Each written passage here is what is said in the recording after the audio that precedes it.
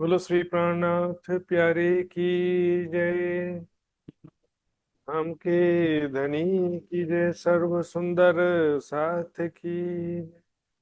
समस्त उपस्थित सुंदर साथ जी के चरणों में कोटान कोट प्रणाम जी। आइए सुंदर साथ जी, ध्यान धनी का नाम लेते हुए आज का क्लास प्रारंभ करेंगे। वंदो सतगुरु चरण को, करो सप्रेम प्रणाम। अशुभ हरण मंगल करण, धनी श्री देव चंद्र जी नाम। श्री प्राणनाथ निज मूल पति, श्री महराज सुनाम। तेज कुंवरी श्यामा युगल को, पल पल करूं प्रणाम। पल पल करूं प्रणाम।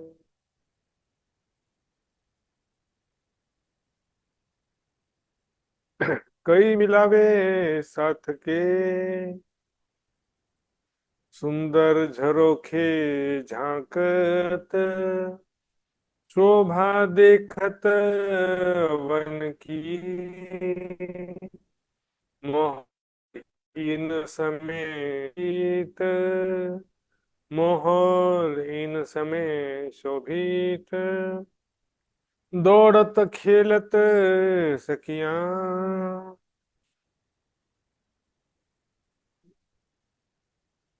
प्रणाम जी सुंदर साथ जी। दौड़त खेलत सखियां, किरण परिक्रमा ग्रंथ के इस प्रकरण में अभी तक के पिछली चौपाइयों में रंग महल की शोभा का वर्णन किया जा रहा था। कैसे वहाँ के मंदिरों के दीवाले हैं, दरवाजे कैसे हैं, खंबे कैसे हैं वहां पर, कैसे अनेक रंगों की चित्रकारी है। चित्रों में जो पशु पक्षी हैं वो भी चेतन हैं, और वृक्ष भी इच्छा अनुसार सभी प्रकार का सुख प्रदान करते हैं, है ना। अनेकों प्रकार की चित्रकारी है, नक्काशकारी, ये सब देखा है हमने, सुना पढ़ा। अब यहाँ पर ये 65वीं चौपाई से लीलाओं का वर्णन शुरू हो गया है, क्योंकि चर्चनी का उद्देश्य है लीलाएं। यदि अनुराग जी, लीलाओं का ही सुख नहीं लिया तो चर्चनी सीखने का कोई फायदा नहीं है। सुंदर साथ जी, चर्चनी का उद्देश्य ही है कि हम परम धाम 25 पक्ष में धाम धनी के साथ होने वाली प्रेम लीलाओं का सुख प्राप्त करें। सुंदर साथ जी, यही तो उद्देश्य है। तो यदि परम धाम 25 पक्ष के अखंड सुखों का चितवन ही नहीं किया तो सुख कैसे प्राप्त। आपने रंग महल की शोभा समझ लिया, दोनों हार मंदिर, 36 हार हवेलियां, 9 चौक, सब शोभा समझ गए, लेकिन वहां पर स्वयं को परात्म स्वरूप में, सखी स्वरूप में देखते हुए शिवाजी श्यामा जी और अन्य सखियों के साथ प्रेम में लीलाओं का चिंतन ध्यान नहीं किया तो चर्चनी समझने का कोई फायदा नहीं। चर्चनी सुंदर साथ जी एक्चुअल में 25 पक्ष की शोभा का नाम है चर्चनी। 25 पक्ष की शोभा, कैसा शोभा है, कैसी बनावट है। रास ग्रंथ में भी छपाई आई है, 25 पक्ष से आपना तेमा झिलजो रात ने दिन। 25 पक्ष हमारे हैं, दिन रात उसमें झिलना करो, स्नान करो, मतलब उसी का ही हर पल चिंतन ध्यान करो। इसी को लिखा है, प्रेमे में मगन होइयो खुलिया दरवाजा धाम। प्रेम में मगन होने का मतलब ये है कि परम धाम के प्रेम में ही स्वरूप और लीलाओं में मग्न होना है। सुंदर साथ जी, परम धाम के प्रेम में स्वरूप और लीलाओं में, उन्हीं के चिंतन और ध्यान में मग्न होना है। दौड़त खेलत सखिया, इस रंग महल के प्रत्येक भूमिका में हवेलियों के बीच में जो गलियां हैं, हवेलियों के अंदर, मंदिरों में, सभी जगह खेलती कौन है, सखियां, ब्रह्म प्रिया है। प्रेम आनंद में लीलाएं करती हैं, दौड़ती हैं, खेलती हैं। ये परम धाम में किसी प्रकार का चिंता नहीं है, कोई टेंशन नहीं है, बीमारी बुढ़ापा मृत्यु कुछ भी नहीं है। वहां पर केवल प्रेम और आनंद। सभी सखियों का जो स्वभाव है वो भी समझिए, है ना, उत्साह से उमंग, उत्साह आनंद से परिपूर्ण सखियां। जैसे इस संसार में क्या होता है, जो छोटे बच्चे होते हैं ना, तो उनमें ज्यादा उमंग उत्साह होता है, उनको ज्यादा चिंता होता नहीं है। तो बच्चे लोग देखना उमंग उत्साह के साथ में खेलेंगे दौड़ेंगे, कोई भी चिंता नहीं। और बड़े होने के बाद इस संसार में क्या होता है, चिंता हो जाता है, तो कोई भी चीज में थोड़ा सा हमारा उमंग उत्साह की बड़ी कमी हो जाती है। दौड़ती खेलती सखियां रंग महल के मंदिरों में, हवेलियों में, गलियों में। एक शाम सामी आवत, आमने सामने से दो सखियां आ रही हैं, खेल रही हैं, इस तरह से होता है पूरा। हंसी रमूज, एक दूसरे से हंसना मजाक करना, साथ में मिलकर के खेलती हैं सखियां। हरस परस ल्यामत, एक दूसरे के साथ में इस तरह से प्रेम आनंदमयी लीलाएं करती हैं सखियां। देखो दो चीज, एक तो राज्य के साथ में प्रेम लीला, और एक सखियां आपस में कैसे प्रेम व्यवहार लीला होती है। की जो याद मिलाप धनी को, राज्य से कैसे प्रेम से मिलते हैं, ये अलग तरह का मैटर है। और सखियां आपस में, और सखियों के स्नेह, सखियां आपस में कैसे प्रेम से रहती हैं, वो एक अलग प्रकार का लीला है सुंदर साथ जी। सखियों के विषय में कहा गया, धाम सैया हम बहन, आपस में बहुत प्रेम है, किसी प्रकार का द्वेष भावना नहीं है। क्योंकि द्वेष वहां पर होता है जहां किसी को कम ज्यादा मिलता है। परम धाम में द्वेष तो सवाल ही नहीं उठता सुंदर साथ जी। देखने सुनने मात्र से एक सखी को जो सुख मिला, सभी सखियों को प्राप्त हो जाता है। नवो भौम के मंदिरों में सखियां खेल करत, नौ भौम के मंदिरों में, पूरे रंग महल के नौ भौम के जितने भी मंदिर हैं, मंदिरों के अंदर महे सखियां खेल करत। कभी पहली भौम में, कभी दूसरी भौम में, कभी पांचवी भौम में, कभी आठवीं भौम में, जहाँ खेलने की इच्छा है, या अलग अलग जुत्थों में भी अलग अलग जगह जा सकती है। लेकिन जो एक अनुमानित बात होता है कि हर पल, हर मंदिर, हर गलियों, हर हवेलियों में, सभी जगह सभी सखियां अनंत सखियां सभी जगह, मंदिरों हवेलियों में, हर एक भौम के हर एक मंदिर हवेली गलियों में सखियां ही भरी हुई है, ऐसा सुंदर साथ जी अनुमानित बात है। जब दूसरी भौम में खेलने गए तो पहली भौम खाली, जब सातवीं भौम में झूला झूलने गए तो दूसरे भौम खाली। में भी चार छह कमरे हैं, पर पूरे कमरों में तो नहीं रहते ना, पहली वो नीचे हैं तो दूसरे कमरे खाली भी हो सकते हैं ना वहां पर। अभी देखिए मूल मिलावे में बैठी है ना सभी सखियां, है ना, पहली भौम की पांचवी गोल हवेलियों में सभी सखियां बैठी हैं। तो फिर मूल मिलावा तो पांचवी गोल हवेली को कहा जाता है ना। पूरे रंग महल के सभी हवेलियों मंदिरों गलियों में तो सखियां बैठ के खेल नहीं दिख रही है, केवल पांचवी पहली भूमि की पांचवी गोल हवेलियों में विराजमान है। और रंग महल के अलावा बाकी 24 पक्षियों वो केवल घूमने के स्थान है।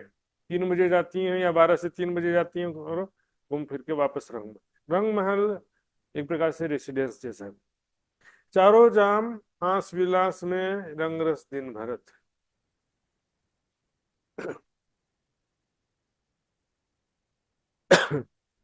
चारों जाम, और एक जगह होता है आठों जाम।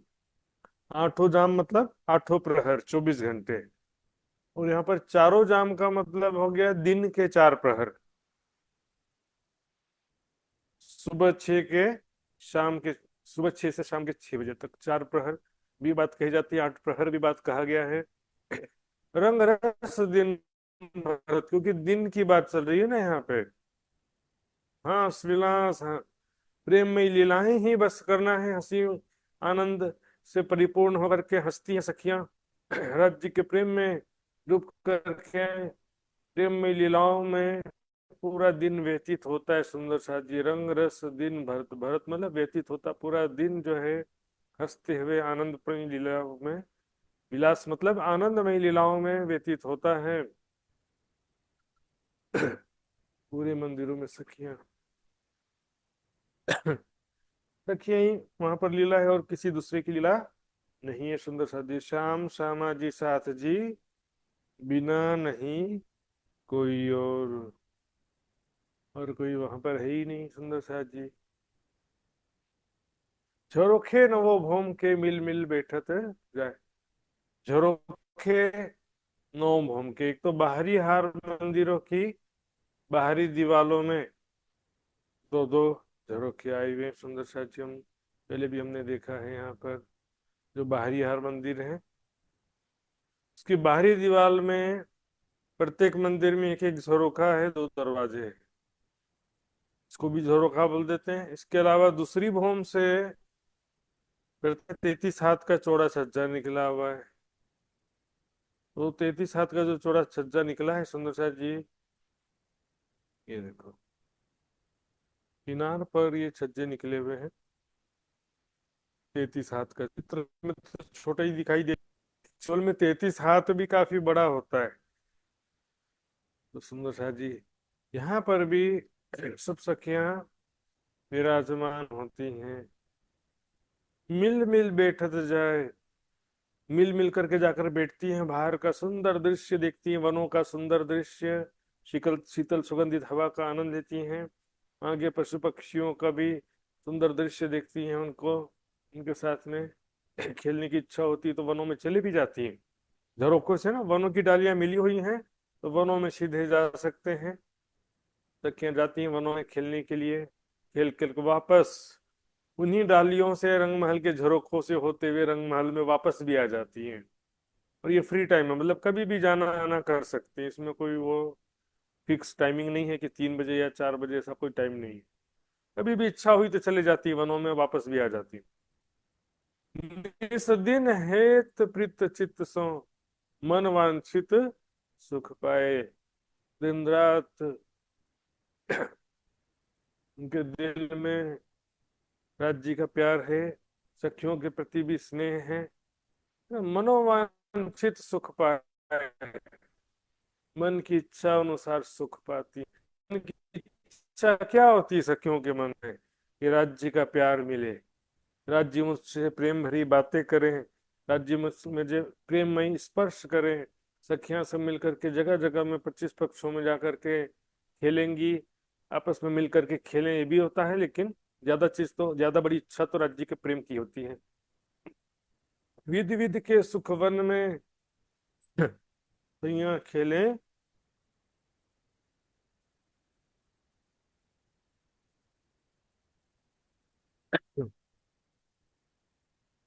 विधि विधि के सुख वन में सैया खेलें झरोखों माहे।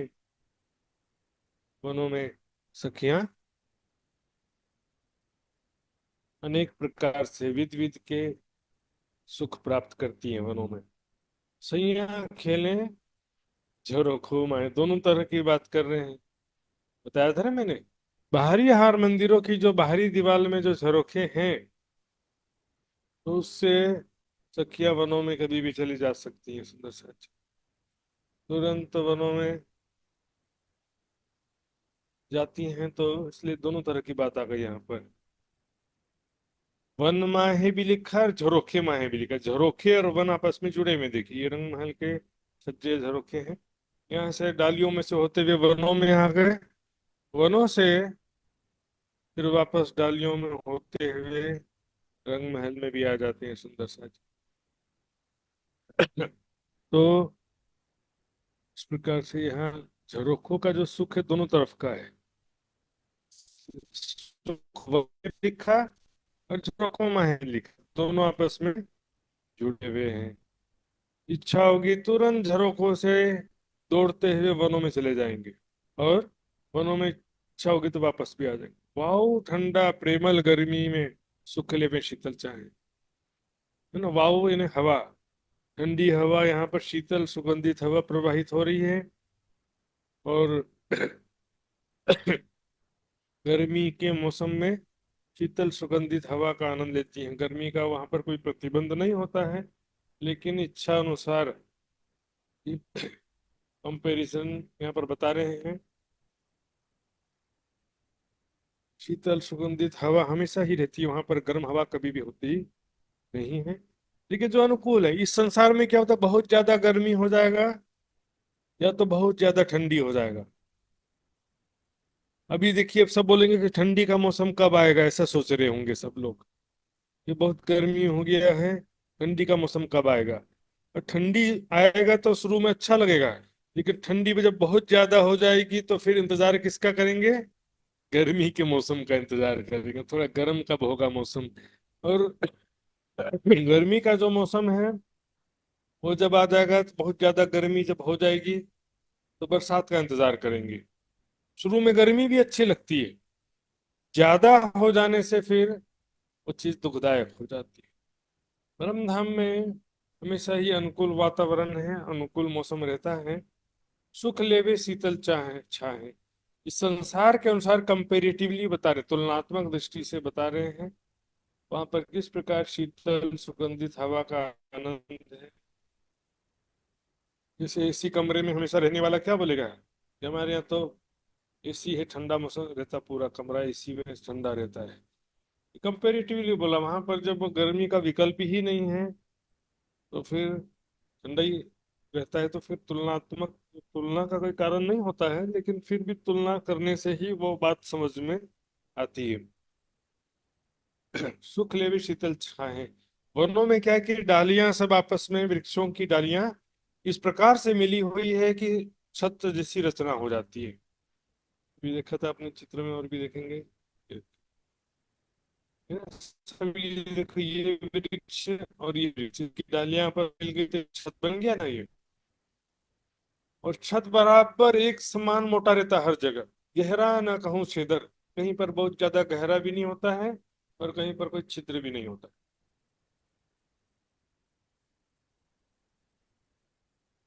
तो साहब जी, तो यहाँ पर घनी छाया कहा गया है वाणी में, शीतल छाया। अब अंधेरा नहीं हो जाता वहां पर, क्योंकि प्रत्येक वस्तु स्वप्रकाशित है। तो डालियां ऊपर से छत बना देंगी तो नीचे अंधेरा नहीं होगा, क्योंकि धरती के रेती से भी, कण कण से भी तेजोमय प्रकाश है, डालियां फल फूल पत्ते सभी से प्रकाश निकल रहा है। अंधेरा का तो सवाल ही नहीं होता है। सुख बरसाती और विध बीज चमके घटा चौफे। देखिए, बरसात का जब मौसम आ गया, बारिश का मौसम होता ना, तो बरसात के मौसम की स्थिति और विध मतलब उसकी स्थिति कुछ अलग है। अब वहां पर देखो ना, गर्मी ठंडी बरसात जो भी मौसम है, इच्छा अनुसार हाजिर है। ऋतु छह हो रहत है आज्ञा से हाजिर। छह ऋतुएं आज्ञा से, मतलब हमारी राज्य या सखियों की इच्छा अनुसार हाजिर रहती।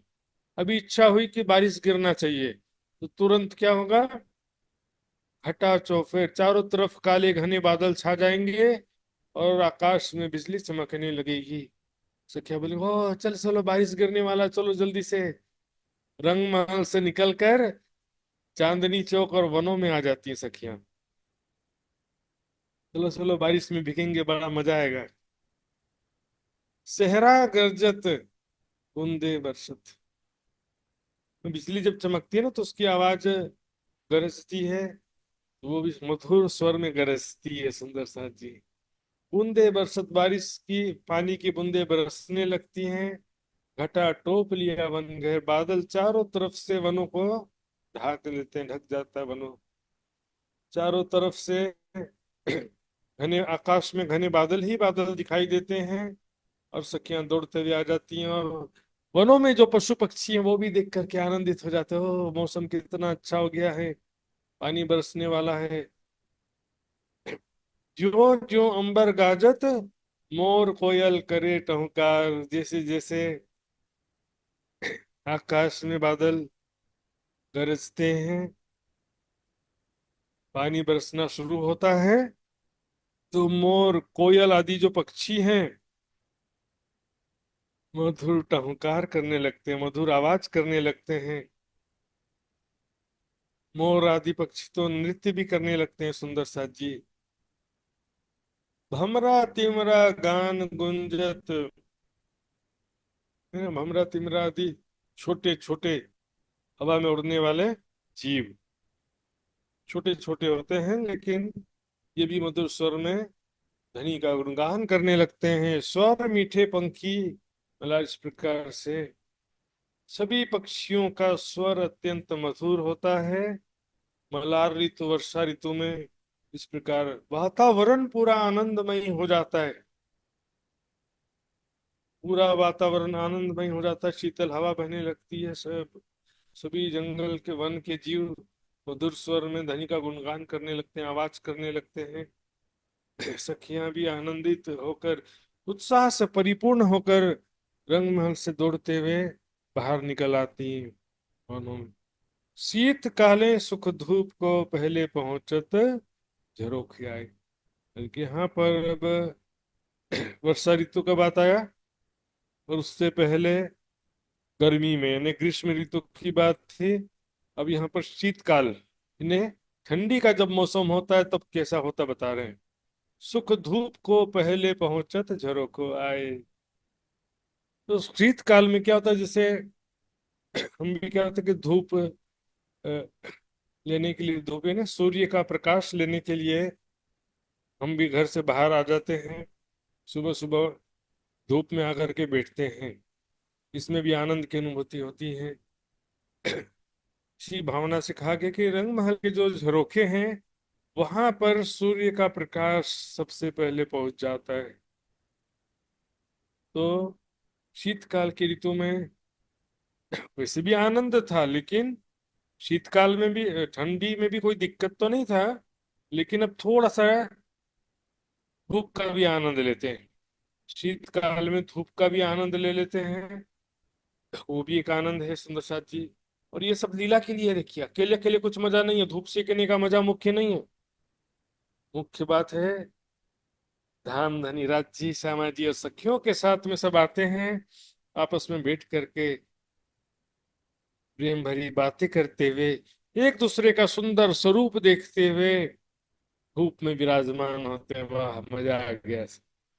इत आराम घड़े दो तीन का, घड़ी दो तीन, दो तीन घड़ी का, एक घड़ी है ना 22.5 मिनट लगभग होता है। सुबह समय प्रभात समय सुखदाई ये समय होता है। दौड़े कूदे सखियां ठेकत, सखियां दौड़ती हैं। जस्ट लाइक मैंने बताया, सखियों का जो उम्र भी, आयु अवस्था है 16 वर्ष की कहा जाता है ना, किशोर अवस्था। किशोर अवस्था में क्या होता है कि बचपन का भी उमंग उत्साह का भी गुण होता है, और थोड़ा सा बड़े का भी गुण होता है। सखिया के उमंग उत्साह से परिपूर्ण है, दौड़े कूदे, और ठेकत मतलब एक दूसरे को धक्का देना। चोट नहीं लगता, चिंता मत करो, परम धाम में चोट लगने का सवाल ही नहीं है। एक दूसरे को गिरा देती हैं तो भी मजा आता है।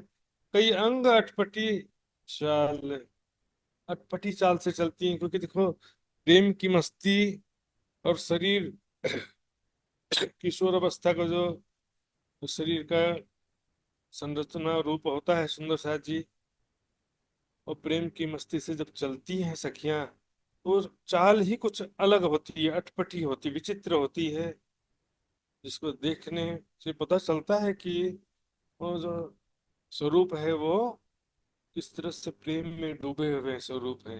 मदमस्त है, अलमस्त स्वरूप है। मटके चटके पांव लटके, अंग मरोरत, मुख मचरा चुराल। इस प्रकार से सखियां जो है मटकते हुए चलती हैं, मटके चटके पांव लटके। देखिए शरीर इतना कोमल होता है कि कमर से चलते हुए सखियां मुड़ जाता है कमर। लचकदार ऐसा शरीर की मांसपेशियां भी सब कोमल के सामने झुक जाती है, पीछे झुक जाती है, जैसे ऐसा लगता है कि कोई रबड़ का ही है, रबड़ के जैसे फ्लेक्सिबिलिटी शरीर, इतना कोमल शरीर होता है सखियों का। तो उसमें मटके चटक के, मान लो कि कमर टूट तो नहीं गया, ऐसा लगेगा इतना ज्यादा मुड़ जाएंगी, लटके है ना, कमर से पाँव के बल पर से लटक गया शरीर ऐसा लगेगा, लेकिन फिर सीधा हो जाएंगी। अंग मरोड़ इस प्रकार से अपने अंगों को मोड़ती है। कभी आगे झुक गई, पीछे झुक गई, बाजू में झुक गई। मुख मच्छराल, मुख जो है वो आनंद से परिपूर्ण, प्रसन्नता से परिपूर्ण मुखारविंद है सुंदर साज जी।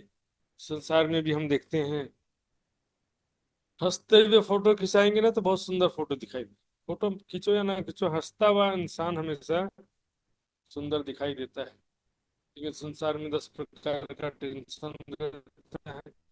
मतलब हमें केवल प्रेम आनंद उत्साह से परिपूर्ण है, दुख का तो कोई बात ही नहीं है, चिंता का कोई सवाल ही नहीं पैदा होता है।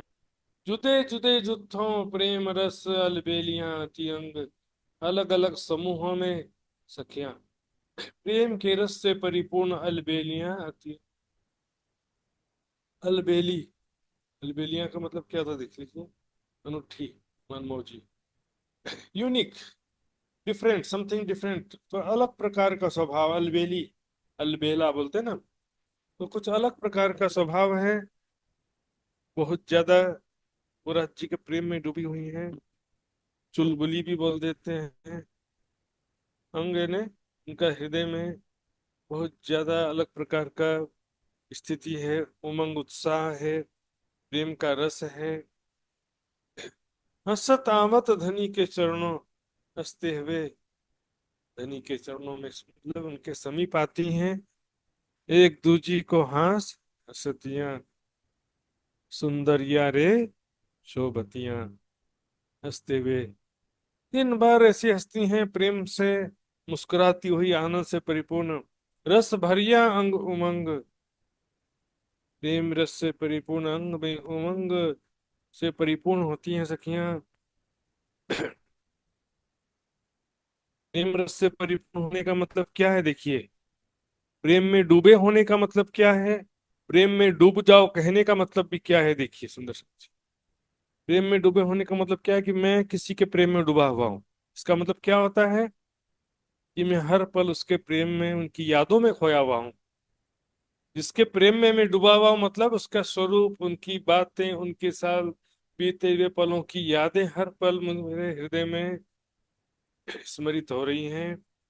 उसी से मैं स्वरूप उसकी यादों में खोया हुआ हूँ। इसी को कहते हैं कि प्रेम में डूबना। प्रेम में डूब जाओ मतलब, राज्य के प्रेम में डूब जाओ मतलब राज्य के साथ प्रेम में लीलाओं में, उनके स्वरूप में बीते हुए पलों की यादों का चिंतन ध्यान, अर्थात प्रेम में लीलाओं के चिंतन ध्यान में हर पल खोए रहना, उसी में मग्न रहना। राज्य के सुंदर स्वरूप के, प्रेम भरी बातों के, प्रेममय लीलाओं के ध्यान में डूबे रहने को ही कहते हैं कि प्रेम में डूबना। तो ये हाथों फिरावत छड़ियां, हाथ में से छड़ी है तो मस्त, मद मस्त अलमस्त, ऐसे गोल गोल घुमाते हुए छड़ी, किसी को मारना नहीं है लेकिन ऐसे मदमस्त है, कुछ ना कुछ चाहिए हाथ में खेलने का सामान। तो ये हाथों फिरावत फूल, हाथों में फूल घुमा रही है, उनका ध्यान फूल की तरफ नहीं है, उनका ध्यान है धनी के प्रेम की तरफ। हाथों में छड़ी, हाथों फूल में घुमाए जा रहे हैं, उधर ध्यान तो धमधनी की तरफ है। आज धमधनी ने मुझे कैसे प्रेम से कहा, प्रेम भरी बात कहा कि मैं तुमसे बहुत प्यार करता हूँ, या तुम बहुत प्यारी सखी हो मेरी। ऐसा कुछ भी एक शब्द कहा राज्य ने, या मेरी तरफ प्रेम भरी दृष्टि से देखा, उसी के नशे में, उसी के ध्यान में खोए हुए। आज राज्य ने मुझे कैसे कहा, आज जी ने मुझे कैसे देखा, यही नजर अंगना अंग में चुभ रहत निस दिन। राज्य मुझे प्रेम भरी दृष्टि से देख भी रहे थे, तो वो नजर राज्य की अंगना के हृदय में दिन भर स्मरित होते रहते। चुभना मतलब वो चीज बार बार याद आते रहता है। आज राज्य ने मुझे किससे प्रेम से देखा, राज्य ने मुझे किससे प्रेम से मेरे से बातें किया। कई आवत है गेंद उछालती, कई आवत है इन सूल, इस प्रकार से सुंदर सा जी। कोई गेंद उछालते हुए भी है, आ रही है, लेकिन इस तरह से अलग अलग तरीके से सखियां आती हैं। तीजी भूम का जो वर्णन है वहां पर भी कुछ वर्णन आता है। कई आवत है ठेलतियां जुत जल लहरा लेवतियां, कई आंख भरी रतियां एक दूजी पर गिरतियां, सुंदर यारें शोभतियां एक दूजी को हंस हंसतियां, कई आवे भमरी फिरा। वर्णन वहां पर भी आया सुंदर सा जी। अलग अलग तरीके से ध्यान धनी के प्रेम में, ध्यान धनी की यादों में खोए हुए यहाँ पर विचरण करते हुए दिखाई देती हैं। सब आए आए चरणों लगे एक एक आगो, तो जी क्या करके सब ध्यान धनी के चरणों में प्रणाम करती। अब ये प्रणाम उस तरह का प्रणाम नहीं है जैसा सोच रखा है। इस संसार में जैसे हम कोई भक्त भगवान को या हम भी राज जी को प्रणाम करते हैं ना, सिर झुका करके दंडवत, तो उसमें इसमें अंतर है। इसको परम धाम में जो चरणों लगे शब्द आया है, इसको दुनिया के हिसाब से नहीं सोचना चाहिए। फिर भी दुनिया में भी इसका उदाहरण है।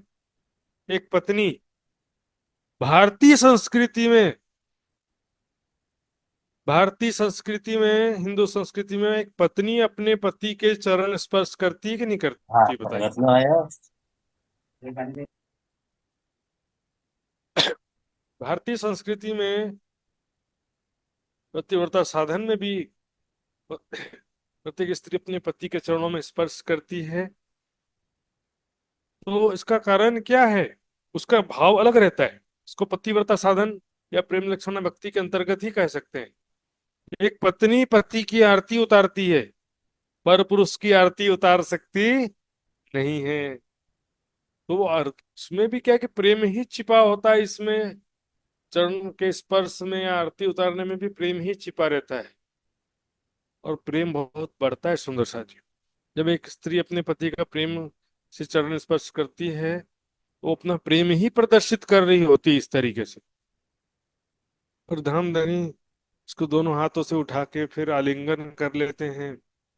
इसमें प्रेम बढ़ता है सुंदर सा जी। एक एक आंगो दूजी के, ये बड़ा सुखकारी समिया शोभा लेती थे। ये बहुत ही सुखदायक आनंददायक समय होता है जब धामधनी से मिलती हैं सखियां, चरणों स्पर्श करके फिर उनका आलिंगन करते हैं। धामधनी उनको अपनी छाती से लगा लेते हैं, मेरी प्यारी सखी कहते हुए।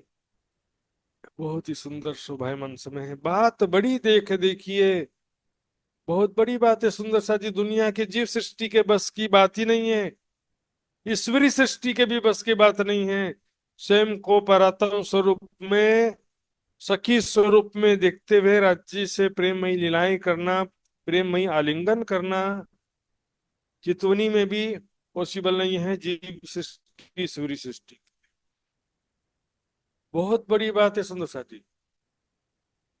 प्रेम प्रगल भरपूर, बहुत ज्यादा प्रगल ने बहुत ज्यादा प्यार यहाँ पर प्रदर्शित हो रहा है राज्य के द्वारा सखियों के प्रति, और सखियों के द्वारा राज्य के प्रति बहुत ज्यादा प्रेम प्रकट हो रहा है।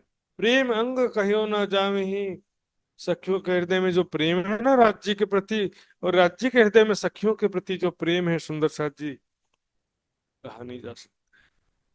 सखियों के स्वरूप से राज्य को प्रेम का रस प्राप्त हो रहा है, और राज्य के स्वरूप से सखियों को प्रेम का रस प्राप्त हो रहा है सुंदर साथ।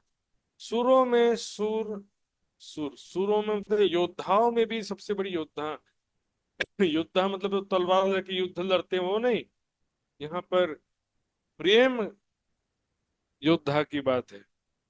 प्रेम योद्धा, प्रेम बहुत ज्यादा प्रेम होने के कारण से यहाँ पर अलंकारिक रूप से योद्धा शब्द कहा जा रहा है। बहुत ज्यादा प्रेम करने वाली समर्पित परमात्मा धामधनी से अपना प्रेम प्रकट करते हैं। रंग नंग न कस न जाए कहे, तो क्यों कहे जाए थम दीवाल द्वार। वापस रंग महल की शोभा में आ गए। रंग महल की जो दीवारें हैं, मंदिरों की दीवारें, दरवाजे, न थंब, दीवारें, द्वार, उनमें जो अनेक रंगों के नग जड़े हुए हैं, नक्काशकारी है, अनेक प्रकार के चित्र बने हुए हैं, उसकी भी शोभा का वर्णन नहीं कर सकते। कितना सुंदर है, कैसा दिव्य रंग बिरंगा प्रकाश निकल रहा है, चेतन है, उसका भी जब वर्णन नहीं कर सकते हैं तो फिर पूरे थंब दीवार और दरवाजे का वर्णन कैसे करें? तो समूह की शोभा क्या कहे। अब एक थंब और एक दीवार का भी जब वर्णन नहीं कर सकते, एक दरवाजे का भी वर्णन नहीं कर सकते, तो इन सब का मिला जुला सामूहिक रूप क्या है? मंदिर। मंदिर में दीवार भी हो गया, दरवाजा भी हो गया, सामने तंबू की हार भी है। तो सारा समूह की जुबा जुबा से वर्णन, पूरे रंग महल की शोभा का वर्णन कैसे करें। और वहां पर खड़े हुए स्वरूप राज्य सामज्य सखियां जब इन गलियों से गुजर रहे हैं, हवेलियों से मंदिरों से जब गुजर रहे हैं, तो उसका कोई हिसाब ही, इतना सुंदर दृश्य और आनंद का प्रवाह होता है। जाको वार ना पार शुमार, इसका कोई पारावार नहीं है, सुंदर सा जी कोई शुमार नहीं। रंग नंग नकस अनगिनती कहीं न जाए शुमार, बेशुमार रंग के नग है, चित्रकारी है, नक्काशकारी कोई गिनती नहीं है। उसका सीमा में, शब्दों की सीमा में वर्णन कैसे कर सकते हैं। क्यों बट बीज माहे, बड़ा जैसे बट का पेड़ कितना बड़ा होता है, लेकिन जब बट का जो बीज होता है ना छोटा सा होता है। ये जो वर्णन किया जा रहा है इसको बीज समझो। शोभा तो पूरे विशाल बट वृक्ष के जैसी शोभा है, जिसका वर्णन यहाँ पर अत्यंत संक्षिप्त में बीज के समान कर रहे हैं। एक बीज में पूरा बट का वृक्ष समाहित होता है। उस तरह से यहाँ पर जो वर्णन किया गया है, उसी में ही परम धाम का सारा आनंद समाहित है। सुंदर शाह जी, कई दीवालें, कई चौक थंब, कई मंदिर कमाड़ी द्वार, कई दीवालें हैं सुंदर शाह जी, कई चौक, कई थंबे, कई मंदिर, कई किवाड़ दरवाजे, एक भौम को वर्णन ना कह सको तो ये तो अनुभव भौम विस्तार। जब एक भौम की शोभा का ही वर्णन करना संभव नहीं है, ये तो पूरे नौ भौम का विस्तार है। सुंदर शाह जी, 10वीं भौमे चांदनी ऊपर कांगरी, जो तब 10वीं भूमि का वर्णन कर रहा है सुंदर शाह जी के 10वीं भूमिका में, यानी कि को टेरेस छत, वहां पर किनार पर जो कांगरी की शोभा बनी हुई है, उसकी रंग बिरंगी किरणें चारों तरफ प्रकाशित हो रही हैं। सुंदर शाह जी के चित्र में आपको दिखाता हूं मैं। 10वीं चांदनी में किनार पर देखिए, ये किनार पर जो दहलान है, दहलान के ऊपर 12,000 गुम्मटियां हैं। और किनार पर ये देखिए, ये छोटी छोटी कांगरी बनी हुई है ना किनार पर, बिजली के बल्बों के समान सीरीज। इस दुनिया के भी जो बल्ब हैं वो भी बहुत कम प्रकाश देते हैं सुंदर साथ जी, फिर भी उसका उदाहरण ले सकते हो आप। इसे मंगाती हुई इस रंग महल की चारों तरफ कांगरी जो छत में बने हुए हैं, उसकी ज्योति प्रकाश जगमगा रही है सुंदर साथ। तेज पुंज इन नूर को जानो आकाश सब उद्योत, तेजोमयी प्रकाश का जो पुंज है सुंदर सा जी, इस दिव्य प्रकाश का पुंज है। ऐसा लगता है कि सारा आकाश इससे प्रकाशित हो गया है। बेशुमार 10वीं चांदनी से ना बेशुमार तेजों में ही दिव्य प्रकाश निकलता है, रंग बिरंगी किरणें निकलती हैं, जिससे पूरा आकाश भी जगमगा उठता है। हेम जवेर रंग रेशम, कहे कहे कहूँ मुख जेता। परम धाम का वर्णन करते समय सोना कहो, जवाहरात, जवेरिन जवाहरात कहिए, अनेक रंगों का वर्णन करते हैं, रेशम के समान सुंदर शोभा भी कह देते हैं, नगों के समान सुंदर शोभा भी कह देते हैं। जितना भी वर्णन करते हैं, ये दुनिया में जो श्रेष्ठ वस्तुएं हैं उनका उदाहरण देकर के जो भी वर्णन करते हैं, इस संसार में जो भी सुंदर वस्तुएं हैं उनका उदाहरण देकर के वर्णन कर रहे हैं। नूर तेज जोत झलकत अकल आवे जुबा में था। जो परम धाम में नूरियन दिव्य तेजोमयी प्रकाश है, जगमगा रहा है, वहां पर रंग बिरंगी किरणें प्रकाशित हो रही हैं। लेकिन दुनिया में जब वर्णन करना है तो यहाँ के शब्दों में वर्णन करना पड़ रहा है। यहाँ के बुद्धि और जिज्ञासा के अनुसार जितना संभव है उतना वर्णन कर रहे हैं, लेकिन इसके बिना भी पॉसिबल नहीं है वर्णन। इतना भी वर्णन ना हो तो परम धाम का चिंतन ध्यान करना किसी के लिए संभव ही नहीं था सुंदर साथ जी। इसलिए कह रहे हैं, देखिए, श्री महामत कहे सुनो साथ जी, बुद्ध जुबा करे वर्णन। ये जो वर्णन है, इस वर्णन करने में संसार की बुद्धि और जिह्वा का उपयोग तो करना पड़ता है, लेकिन इसके द्वारा ही परम धाम का चिंतन ध्यान संभव है। परम धाम का सुख इस वर्णन के द्वारा ही प्राप्त हो सकता है। इसको गलत या छोटा समझ के जो छोड़ने की प्रवृत्ति कुछ सुंदर साथ में हो गई, ये बहुत गलत है। तो दुनिया के हिसाब से वर्णन कर दिया है, दुनिया के हिसाब से वर्णन किया मतलब झूठ हो गया। इस कारण सुंदर साथ चर्चनी में और परिक्रमा ग्रंथ यानी परम धाम 25 पक्ष की लीलाओं में विशेष ध्यान नहीं देता कोई। गलत फहमी के कारण सुंदर साथ जी ये सुख अपने अरस के एक पलक छोड़े नहीं, भला चाहे आपको जे ले सको सो लीजियो, ये नेक कहया तुम कारण। इस वर्णन के द्वारा परम धाम के सुखों को ले सकते हो तो ले लो, और कोई दूसरा तरीका नहीं। ये थोड़ा सा वर्णन नेकी ने थोड़ा सा वर्णन आपके कारण से किया है सुंदर साथ जी। इसको माया का वर्णन, माया की बुद्धि से किया गया वर्णन समझ के छोड़ने में कोई समझदारी नहीं है। इस चुप से तो कछु कहना भला, बेशुमार लिया शुमार में वास्ते, कारण वास्ते संयन, वास्ते दिल यावने संयन। सखियों को दिल में राज्य की शोभा, परम धाम 25 पक्ष का सुख आए, इसके कारण ही सारा वर्णन किया गया सुंदर साथ जी। इस प्रकार ये धाम वर्णन, रंग महल का वर्णन का प्रकरण पूरा होता है। आइए अगला प्रकरण भी शुरू करेंगे आज, प्रेम को अंग वर्णन। अब प्रेममयी लीलाएं, इसका वर्णन हो रहा। वास्तव में प्रेम क्या है?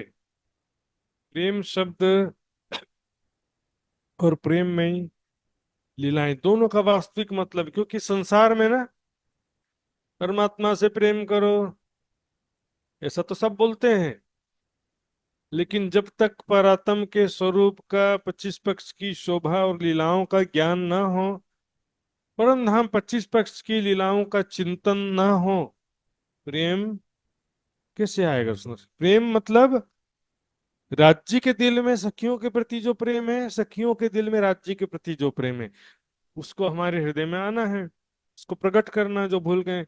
अब प्रेम जो परात्म यानी सखियों के हृदय में जो राज्य के प्रति प्रेम है, वो अपने दिल में लाना है, प्रकट करना है। राज्य के दिल में जो सखियों के प्रति प्रेम है, वो लाने का हमारा लक्ष्य नहीं है। तो राज्य के दिल में सखियों के प्रति प्रेम तो ऑलरेडी है ही है राज्य के दिल में, हम सखियां हैं। हमको राज्य के स्वरूप, राज्य के प्रेम भरी बातों का, प्रेम ही लीलाओं का चिंतन ध्यान करना है सुंदर साथ जी। प्रेम दिखाऊं तुमको साधु जी, प्रेम की पहचान वैसे तो परिक्रमा ग्रंथ के पहले प्रकरण में भी किया गया है, वहां पर भी इश्क और प्रेम दोनों शब्द आया है, और यहाँ पर हम देखेंगे सुंदर साथ जी। एक जो धारणा दिमाग में बस जाती है ना सुंदर साथ जी, फिर वाणी की छुपाई भी उनको दिमाग में प्रवेश नहीं करता सुंदर साथ जी। एक धारणा जो पहले से ही मन में घुस गई है कि प्रेम अलग है, इश्क अलग है। दुनिया में प्रेम शब्द कहाँ प्रयोग करते हैं, इश्क शब्द कहाँ प्रयोग करते हैं, उससे हमको लेना देना नहीं। वाणी के चौपाइयों में प्रेम और इश्क शब्द कहाँ के लिए प्रयोग किया गया है? इश्क शब्द देखिए दुनिया के लिए भी प्रयोग किया गया। इश्क लगावे 300 जो दुख रूपी दिन रात। और प्रेम शब्द तो परम धाम के लिए भी प्रयोग किया गया है। यहाँ पर कोई योग माया की तो बात नहीं चल रही, बोले प्रेम योग माया में, इश्क परम धाम में। इसी तरह से जोश आवेश कभी भेद करके बैठे हुए हैं। इसी तरह से ज्ञान इलम निस्बत संबंध सबका फिर अलग अलग कर दो। शाह जी, अरबी और हिंदी भाषा का भेद है और कुछ नहीं।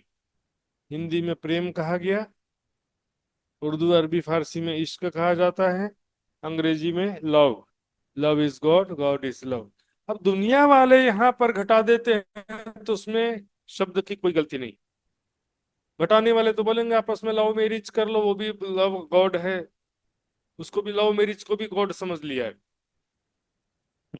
और थोड़ा अच्छे स्तर के लोग भी होंगे तो बोलेंगे आपस में एक दूसरे से प्रेम से बातें करो, प्रेम से सेवा करो, यही परमात्मा है। लेकिन वास्तव में वो भी परमात्मा नहीं है। प्रेम ब्रह्म दो एक है, सो दो दुनी में ना है। परम धाम में जो राज्य सामाजिक सखियों के हृदय में एक दूसरे के प्रति प्रेम है, वहां की लीलाओं में जो प्रेम है वो है लव इज गॉड।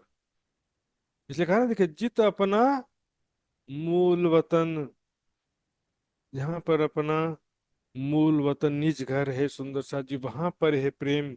वहां पर जो राज्य सामाजिक सखियों के दिल में एक दूसरे के प्रति प्रेम है, वो है वास्तविक love is God, God is love, जो इस संसार में नहीं है।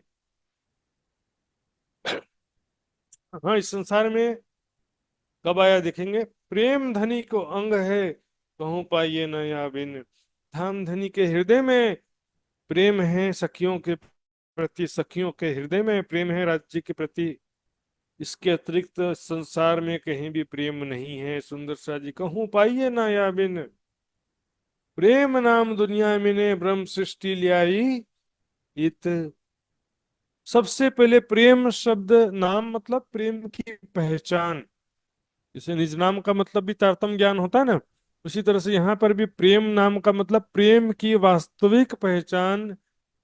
वास्तव में लव इज गॉड कहा गया है, इसका क्या तात्पर्य है। ब्रह्म सृष्टि ने, ब्रह्मात्माओं ने सबसे पहले संसार में प्रेम को स्पष्ट किया ब्रज लीला में और रास लीला में। ब्रज रास लीला में जो प्रेम था, कृष्ण के अंदर राज, राधिका जी के अंदर श्यामा जी, और गोपियों के अंदर ब्रह्म प्रियाएं सखियां थी ना, तो जो प्रेम लीला हुई वहां पर कैसे बांसुरी बजा के बुला लेते थे, है ना, छेड़खानी करना, प्रेम में लीलाएं करना, रास लीलाएं करना, ये परम धाम की लीलाओं का कुछ अंश जो है रास लीला में करके बताया अक्षर ब्रह्म के लिए। ये प्रेम इनो जाहिर किया न तो प्रेम दुनी में इत। प्रेम प्रकट रूप से कर करके दर्शाया, नहीं तो इस दुनिया में प्रेम नहीं था, मोह था संसार में, राग था, द्वेष था संसार में। कुछ उदाहरण संसार में दिया जाता है संसारिक प्रेमियों का। हीर रांझा, सोहनी महिवाल, लैला मजनू, ये कुछ उदाहरण दिया जाता है जो आपस में मिल सके नहीं। जो प्रेमी प्रेमिका आपस में नहीं मिलते हैं ना, तब तक जुदागी में प्रेम बढ़ता जाता है। और जो प्रेमी प्रेमिका मिल गए उनका तो कोई नाम भी नहीं जानता है। ऐसा नहीं था कि इस संसार में कोई भी प्रेमी प्रेमिका आपस में नहीं मिल सके, ऐसा तो नहीं हो सकता। हजारों लाखों या सैकड़ों प्रेमी प्रेमिका ऐसे भी होंगे जो मिले होंगे, लेकिन मिलने के बाद प्रेम कम हो जाता है संसार में। वियोग में प्रेम बढ़ता है और मिलन से प्रेम कम हो जाता है सुंदर सा जी। ये प्रेम नहीं है वास्तव में, ये मोह कहते हैं इसको। जो प्रेमी प्रेमिका वाला भी प्रेम है संसार में, लैला मजनू वाला भी प्रेम है, वो भी क्या है, मोह है, वो झूठा मोह है। क्योंकि वास्तविक स्वरूप तो है नहीं ना। जीव का स्वरूप तो लैला हो या मजनू हो, सबका जीव चेतना तो एक जैसा है। तो जीव भाव से तो प्रेम नहीं किया गया यहाँ पर। इसी तरह से अब और थोड़ा ऊंचे स्तर का प्रेम देखते हैं, इसके हकीकत। मीराबाई, सूरदास और सूफी संत भी जो प्रेम करते हैं, ये सब तरीकत के अंतर्गत आता है सुंदर साथ जी। क्योंकि परमात्मा के स्वरूप का, धाम का, लीलाओं का पहचान ही नहीं है, और फिर संबंध भी नहीं है, तो फिर सुंदर साथ जी इसके मार्फत, यानी जो राज्य सामाजिक सखियों के बीच में जो प्रेममयी लीलाएं होती हैं, उस प्रेममयी लीलाओं में जो प्रेम है उसको बोलते हैं इसके मार्फत। इसके हकीकत क्या, जीव जीव भाव से किया गया प्रेम। मीराबाई, सूरदास, सूफी संत जो भी हुए सुंदर सा जी, प्रेम तो किया उन्होंने, लेकिन वो प्रेम जो है जीव भाव से किया गया। इसके नीचे दो और प्रेम के स्तर है, इसके नफसी, इसके हिरसी। एक होता है इंद्रिय जनक जनक प्रेम, और दूसरा होता है मन का प्रेम। तो ये लीला मजनू वाला जो प्रेम है वो मन का प्रेम है, दिल से प्रेम किया गया है सुंदर सा जी।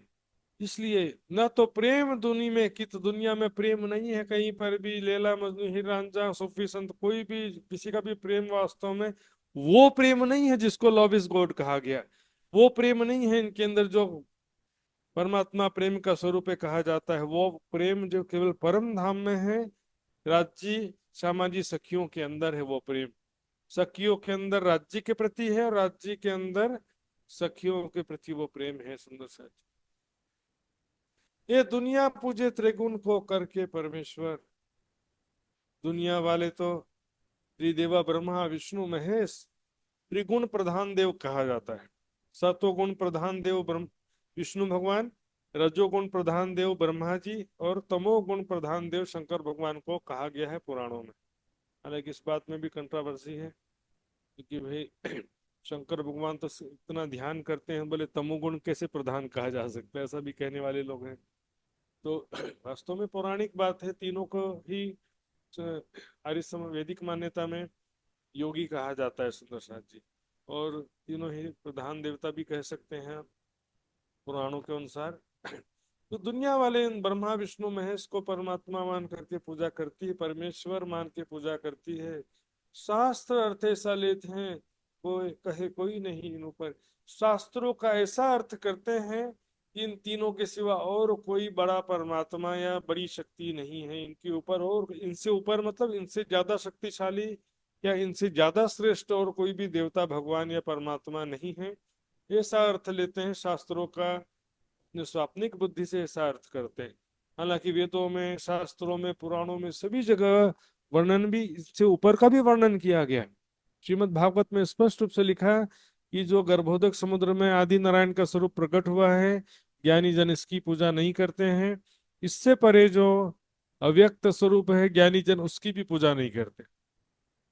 व्यक्त और अव्यक्त, क्षर और अक्षर से परे कहा गया है सुंदर साथ जी।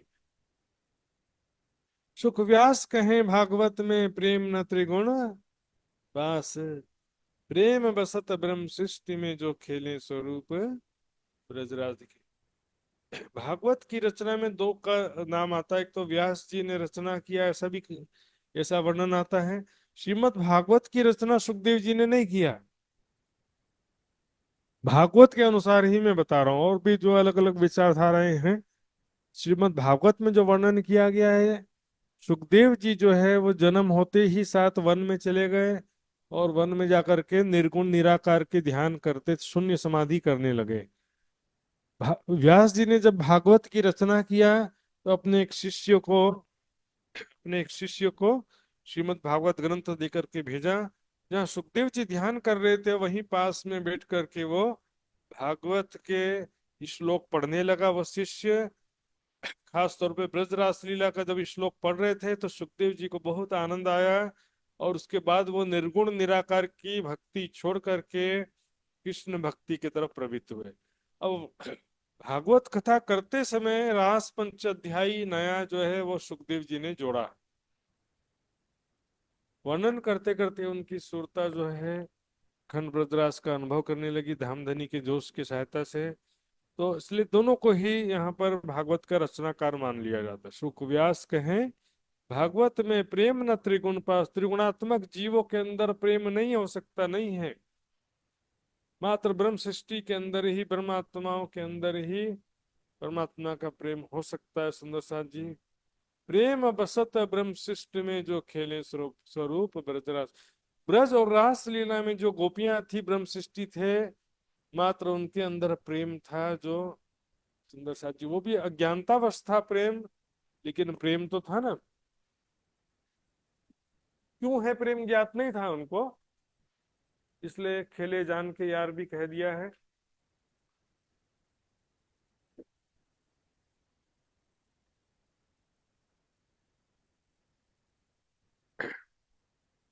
लेकिन वो प्रेम तो परम धाम का निस्बत का प्रेम था सुंदर साथ जी, उस समय ज्ञान नहीं था, अब तो ज्ञान हो रहा है ना। जो खेले स्वरूप ब्रजरास, ब्रज और रास लीला में परम धाम के ही प्रेम लीला का कुछ अंश प्रकट किया। वहां पर प्रकट रूप से प्रेम की लीला होती थी। जो भी तन धारण किया था, काल माया में काल माया का, योग माया में योग माया का, जो भी झूठा तन ही तो धारण किया था ना, परम धाम का असल तन तो नहीं आया था। तो जो भी झूठा तन भी धारण किया था सुंदर साथ जी, तो वो तन भी सुंदर साथ जी उस तन से प्रकट रूप से लीला होती थी। ब्रज में भी जो गोपियों का तन था उसी तन से प्रकट रूप से लीला होती थी। रास लीला में जो तन योग माया का धारण किया था उसी तन से लीला होती थी। लेकिन इस जागनी के ब्रह्मांड में ऐसा नहीं है। यहाँ पर हमने जो भी तन पंचभौतिक तन धारण किया है, लेकिन यहाँ पर केवल ज्ञान और सेवा की लीला प्रकट है, बाकी तो प्रेम की जो लीला है वो ध्यान के द्वारा करनी होती है। ध्यान में स्वयं को परात्म स्वरूप में देखते हुए परम धाम के 25 पक्ष में राज्य के साथ में प्रेममयी लीलाएं जो करना होता है सुंदर साथ जी। परम धाम के 25 पक्ष में जो प्रेममयी लीलाएं करना होता है वो ज्ञान और ध्यान की लीला है जागनी के ब्रह्मांड में। ब्रज रास लीला में प्रकट रूप से प्रेम की लीला थी, वहां जो भी तन धारण किया तो उस तनों के माध्यम से प्रकट रूप से प्रेम की लीला होती थी सुंदर साथ जी। इसलिए क्या कहा देखिए यहाँ पर, नवधा तो नवधा से न्यारा कहिया 14 भवन में नाहे। सुंदर साथ जी, नवधा से भी परे क्यों कहा गया, किसे कहा गया देखिए, नवधा भक्ति से प्रेम को परे कहा गया, अलग कहा गया है। 14 लोक में प्रेम कहीं पर भी नहीं है, प्रेममयी लीलाएं भी कहीं पर नहीं है।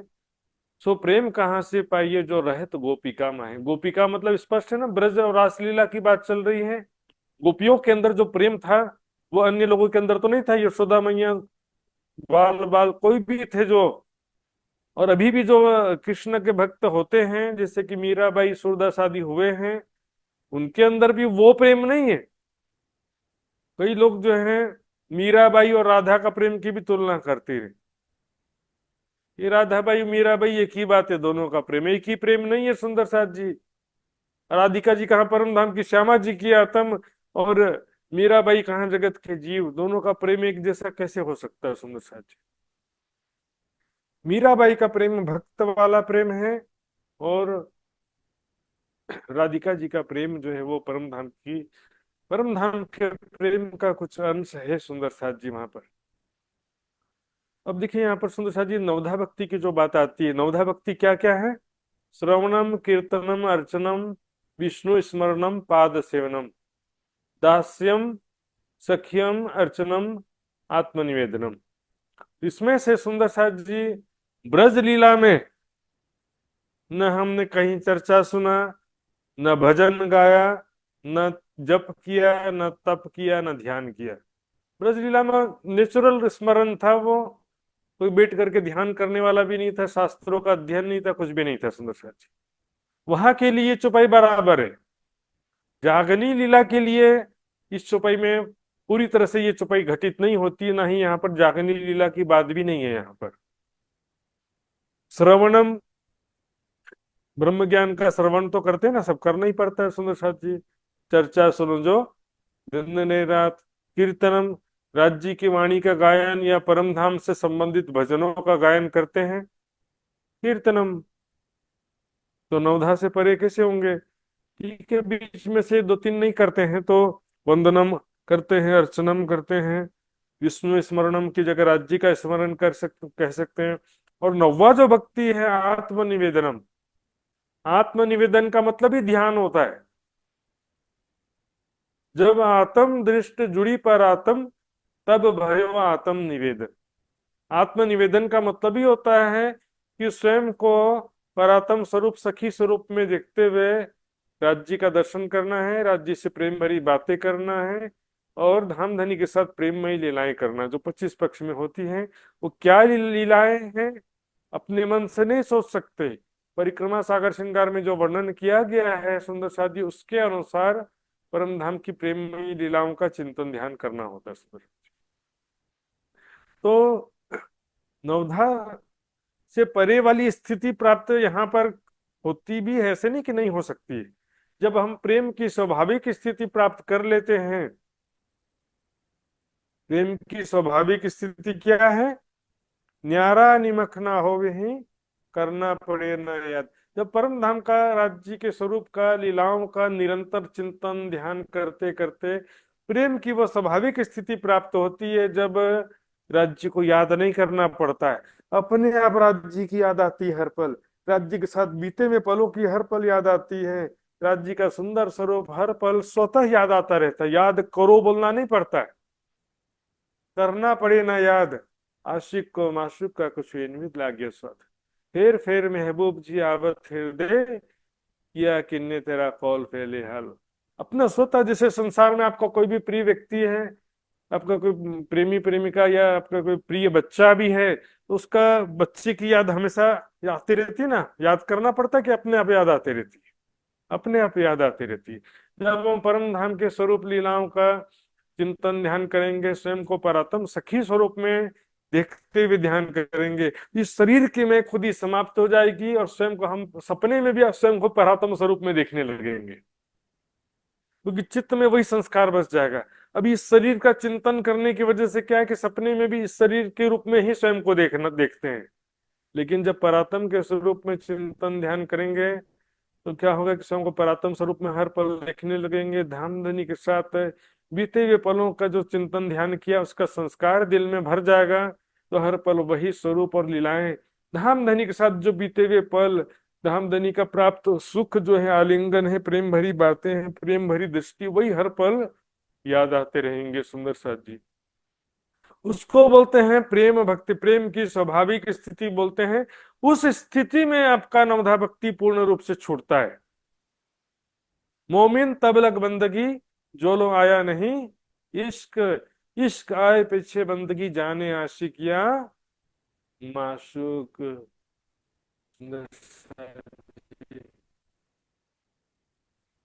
इश्क जो है जब आ जाता है ना, तब सारा नियम कानून छूट जाता है।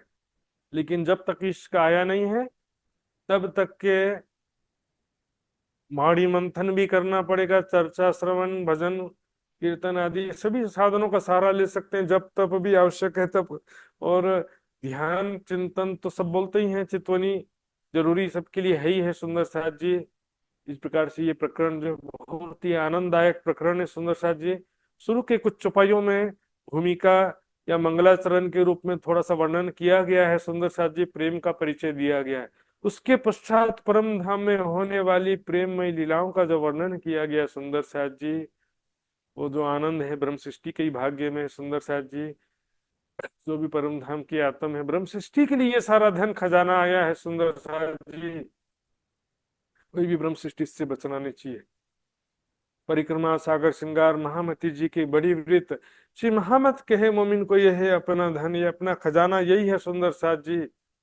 ये है अपने सुख, ये अपना सुख, अपने आत्म का सुख है। 25 पक्ष 6 आपना तेमा झेल जो रात ने दिन, प्रेम को परात्म किशोर सखी स्वरूप में देखते हुए राज्य का सुंदर स्वरूप, राज्य के प्रेम भरी बातें, प्रेममयी लीलाओं का चिंतन ध्यान करने के लिए ही ये वाणी का अवतरण हुआ है।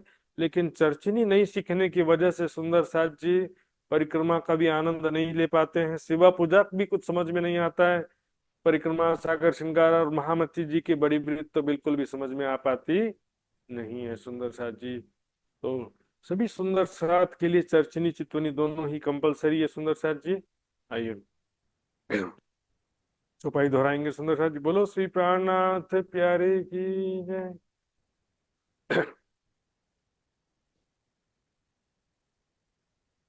तो नवधा से न्यारा कहिया,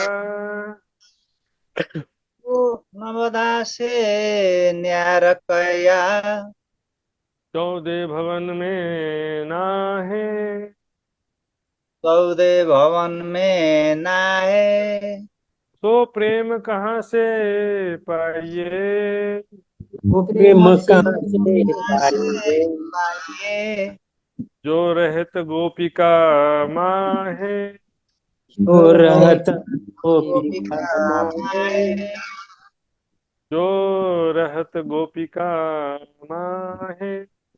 जो जो रहत रहत गोपिका माहे। बोलो श्री प्राणनाथ प्यारे की जय, धाम के धनी की जय, सर्व सुंदर साथ की प्रणाम जी। सुंदर साथ जी, व्हाट्सएप ग्रुप में जो भी सुंदर साथ नहीं जुड़े हैं या मैसेंजर ग्रुप में अवश्य जुड़ने का प्रयास करें, क्योंकि आज का जो वीडियो लिंक भी वहां मिलेगा और आज की जो चर्चा का क्विज प्रश्नोत्तरी का भी लिंक जो है वहां पर आपको प्राप्त होता है सुंदर साथ जी। तो सुंदर साथ जी आइए।